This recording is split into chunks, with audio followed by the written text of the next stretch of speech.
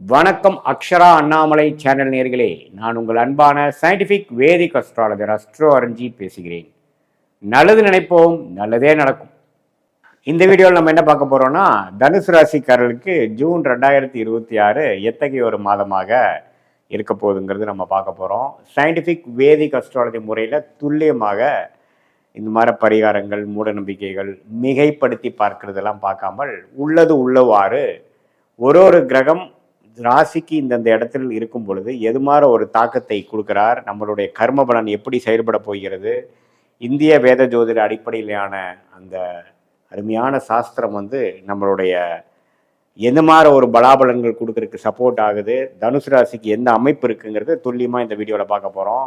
ராசி அதிபதியாகிய குருவே பார்த்தீங்கன்னா ஜூன் 2ஆம் தேதி 7ஆம் இடத்துலேருந்து 8ஆம் இடத்துல உச்சம் பெறுகிறார். அதுவே ஒரு பெரிய மாற்றத்தை கொடுக்க போகுது. ஏன்னா 7ஆம் இடத்திலிருந்து ராசியை பார்த்துட்டு இருந்த குரு 8ஆம் இடத்துக்கு போனாலும் உச்சம் பெறும் பொழுது வேற மாதிரியான வாழ்க்கை மாற்றங்கள் வரும். இந்த மாதிரி வியாபாரிகள், வேலையில் இருக்கிறவங்க, தொழிலதிபர்கள் எல்லாம் பார்த்தீங்கன்னா ஒரு மாதிரி பண விஷயத்துல மல்டிபிள் சோர்ஸ்ல பணம் வர்றது, இன்னொரு இன்கம் பண்ணக்கூடிய அமைப்பு, கொஞ்சம் இன்னொரு 5 வியாபாரம் 5 பொருள் பண்ணிட்டு இருக்காங்கன்னா இன்னொரு 7-8 பொருள் பண்றது, ஒரு தனி டிபார்ட்மெண்ட் ஆரம்பிக்கிறது, அபிவிருத்தி பண்றது, எக்ஸ்பான்ஷன் பண்றது, அப்புறம் வர வேண்டிய பணமெல்லாம் கொஞ்சம் இன்வெஸ்ட்மெண்ட்ஸ் கரெக்டாக பண்ணுறது, கூட்டு தொழிலாக பண்ணுறது, ஷேர் மார்க்கெட்டில் இன்வெஸ்ட் பண்ணுறது, இம்போர்ட் எக்ஸ்போர்ட்ஸ் பயங்கரமாக பண்ணுறது, வெளி மாநிலத்தில் போய் நம்மளுடைய பிஸ்னஸை ஸ்ப்ரெட் பண்ணுறது, வெளிநாடு கொண்டு போகிறது, இது மாதிரி பல மாற்றங்களை கொடுக்கக்கூடிய அமைப்புகள் இருக்குது. இடம் மாற்றங்கள், வேலை மாற்றங்கள் எல்லாமே கொடுக்கக்கூடிய அமைப்பு தனுசு ராசிக்கு அடுத்து வரக்கூடிய ஒரு வருடத்துக்கு வேணுங்கிற ஃபவுண்டேஷன் ஆன ஒரு மாதமாக, அடிப்படையான ஒரு மாதமாக தனுசு ராசிக்காரர்களுக்கு 2026 ஜூன் மாதம் இருக்குதுங்க. மற்ற கிரகமாகிய ராஜோகாதிபதி செவ்வாய் 5ஆம் இடத்துலேயே இருந்து 11ஆம் இடத்தை பார்க்குறார், தப்பு இல்லை. அதே மாதிரி சுக்கிரன் 6லும் 7லையும், புதன் சூரியன்லாம் நல்ல இடத்துல இருக்காங்க. ஸோ கண்டிப்பாக இந்த திருமண விஷயங்கள், சுப விஷயங்கள்லாம் கொஞ்சம் நடக்கக்கூடிய அமைப்புகள் இருக்குது. காதல் திருமணம் நடக்கக்கூடிய அமைப்புகள் இருக்குது. அதே மாதிரி பல நாளாக நீங்கள் ஒரு முயற்சி எடுத்து வெளிநாடு போகணும், வெளிநாட்டில் போய் படிக்கணும், விசா கிடைக்காம இருக்குது, இந்த தடவை கிடைக்குமா அப்படின்ட்டு இருக்கிறவங்களுக்கெல்லாம் ஒரு அருமையான ஒரு வாய்ப்பை கொடுக்கக்கூடிய ஒரு மாதமாக தனுசு ராசிக்காரர்களுக்கு இருக்குங்க. அதே மாதிரி உங்களுக்கு செவ்வாய், சூரியன், புதன், சுக்கிரன்கிற எல்லா கிரகமும் ஓரளவுக்கு நல்ல அமைப்பில் இருக்கிறனாலையும், சனி 4ஆம் இடத்துலேருந்து 10ஆம் பார்வையாக ராசியை பார்க்குறப்போ ஒரு முயற்சின்ட்டே போயிட்டு இருக்கக்கூடிய அமைப்புகள், இடம், வீடு, வண்டி, வாகனம், தாயார், அது மாதிரி விஷயத்தில் கொஞ்சம் அக்கறை கொடுக்கக்கூடியது, சில ஆக்டிவிட்டி கொடுக்கக்கூடிய அமைப்புகள் கண்டிப்பாக உண்டு. வேலையிலையும் கொஞ்சம் ப்ரொஃபைல் மாறக்கூடிய அமைப்பு. இப்போ இந்த மாதிரி டொமைனில் நீங்கள் ஒர்க் பண்ணிட்டு இருந்தீங்கன்னா கொஞ்சம் ஜூன் மாதத்துக்கு அப்புறம் கொஞ்சம் டிபார்ட்மெண்ட் மாறுறது, அல்லது ப்ராஜெக்ட்ஸ் மாறி கிடைக்கிறது, அது மாதிரி விஷயங்கள்லாம் கொடுக்குது. சில பேர்த்துக்கு கிளைண்ட் சைட்டுக்கு போகக்கூடியது, கொஞ்சம் ட்ராவல் பண்ணக்கூடிய அமைப்பு கொடுக்கக்கூடியது, இதெல்லாமே நமக்கு கண்டிப்பாக 2026 ஜூன் மாதம் பிறக்கும் பொழுது நல்லாவே நம்மளுடைய வாழ்க்கை மாறுது, கொஞ்சம் வேற மாதிரி ஒரு சிம்டம்ஸ் காட்டுது. கொஞ்சம் changes in residence, changes in work, changes in business profile, படிப்பு விஷயத்தில் ஒரு யூஜி முடிச்சு ஒரு பிஜி போகிறப்போ ஒரு வேற மாற்றங்கள், எல்லாமே மாற்றங்கள் நிறைந்ததாகவும், பண விஷயத்தில் நல்ல யோகமாகவும், ஒரு மல்டிபிள் சோர்ஸ் ஆஃப் இன்கம், வர வேண்டிய பணம் சேருவது,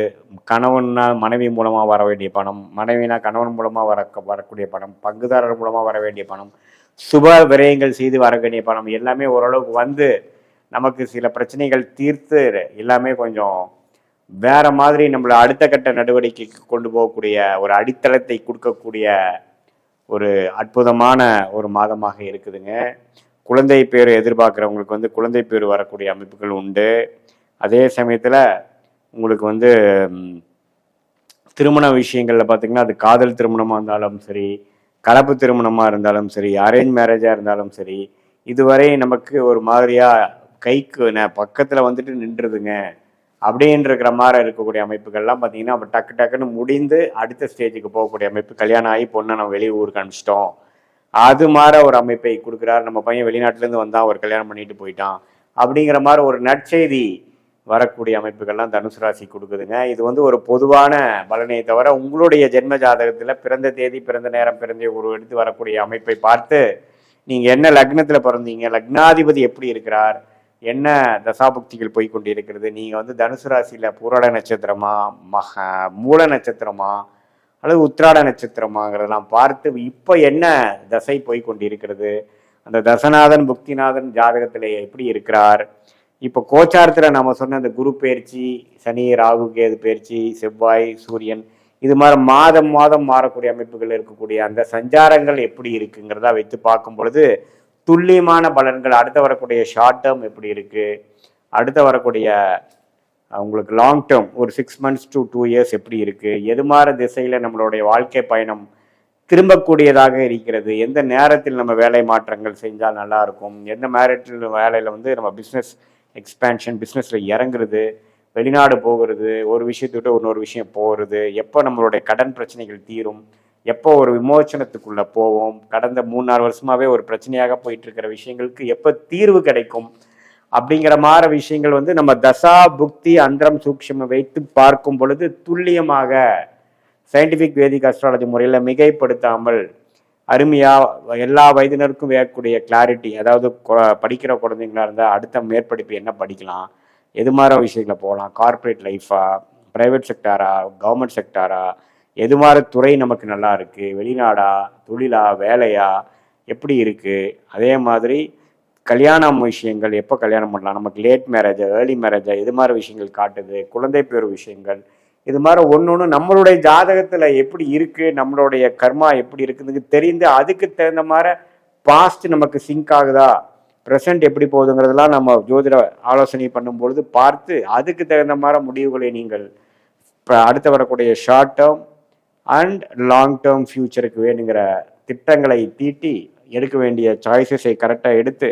சில இதெல்லாம் பார்த்திங்கன்னா கொஞ்சம் லேட்டாக தான் ஆகும், பொறுமையாக இருந்து தான் சாதிக்க வேண்டியதாக வரும், சிலதெல்லாம் உடனே நடக்கிற மாதிரி இருக்கும். நம்ம உங்கள் ஜாதகத்தில் எப்படி இருக்குது, தசா புக்தி அந்தரம் சூக்ஷ்மம்லாம் வந்து எது மாதிரி இருக்குதுங்கிறத நம்ம பார்த்து அதுக்கு தகுந்த மாதிரி முடிவுகளை நம்ம எடுத்து நம்ம வேணுங்கிற அந்த முயற்சியாக இருந்தாலும் சரி, அந்த டைரக்ஷனில் போகிறதா இருந்தாலும் சரி, அந்த டைமிங்கில் நம்ம பண்ணுறதா இருந்தாலும் சரி, அது மாதிரி விஷயங்கள் நாம் போகும்பொழுது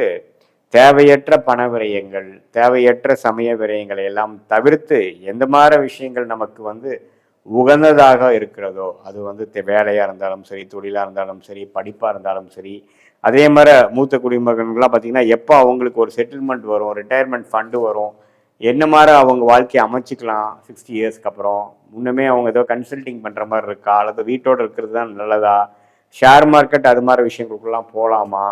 அல்லது எது மாதிரி விஷயங்கள் நம்ம கை கொடுக்கும் அப்படிங்கிறதுலாம் உங்களுடைய ஒரு ஆதிபத்தியமும் ராசி லக்னத்தை வைத்து 12 பாதியத்திலும் என்னென்ன மாதிரி துறைகளில் எது மாதிரி அமைப்பில் உங்களுக்கு வந்து நிம்மதியும் வெற்றியும் கிடைக்கக்கூடிய அமைப்பு இருக்குங்கிறதெல்லாம் பார்த்து அதுக்கு தகுந்த மாதிரி நீங்கள் வாழ்க்கையை அமைச்சு கொண்டீரானால் தேவையற்ற நிறைய பேர் பார்த்தீங்கன்னா நிறைய தவறுகள் செய்து அவங்களுடைய வாழ்நாளை வீணடித்து அதே மாதிரி பொருள் விரயங்களை செஞ்சு, ஏன்னா எந்த ஒரு பொருள் விரயங்கள் பண்ணினாலும் அதை வந்து உன்னாக நீங்கள் ஏர்ன் பண்ணி தான் ஆகணும். So the money you saved is money you earned அப்படிங்கிறாங்க. ஸோ அதனால் வாழ்க்கையை திட்டமிட்டு எந்த விதத்துலேயும் நம்மளுடைய கர்மாவிற்கு இணையாக நம்ம வந்து பிராப்தங்களை தெரிந்து கொண்டு நமக்கு வராத விஷயத்துக்குள்ளே போகாமல் நம்மளுடைய பிராப்தங்களை தெரிந்து அதுக்கு தகுந்த மாதிரி நம்ம நடந்துக்க போடும் பொழுது எந்த விதத்துலேயும் நம்ம வந்து லைஃப்பில் அப்ஸ் அண்ட் டவுன்ஸ் பார்க்காம ஓரளவுக்கு ஸ்மூத்தாக போய் வாழ்க்கையில் நம்மளுடைய லைஃப் பொட்டென்ஷியலை ரீச் பண்ணக்கூடிய அமைப்புகள் கண்டிப்பாக உங்களுக்கு கிடைக்கும் என்று சொல்ல விரும்புகிறேன். மீண்டும் மற்றொரு காணொலியில் சந்திப்போம். நன்றி, வணக்கம்.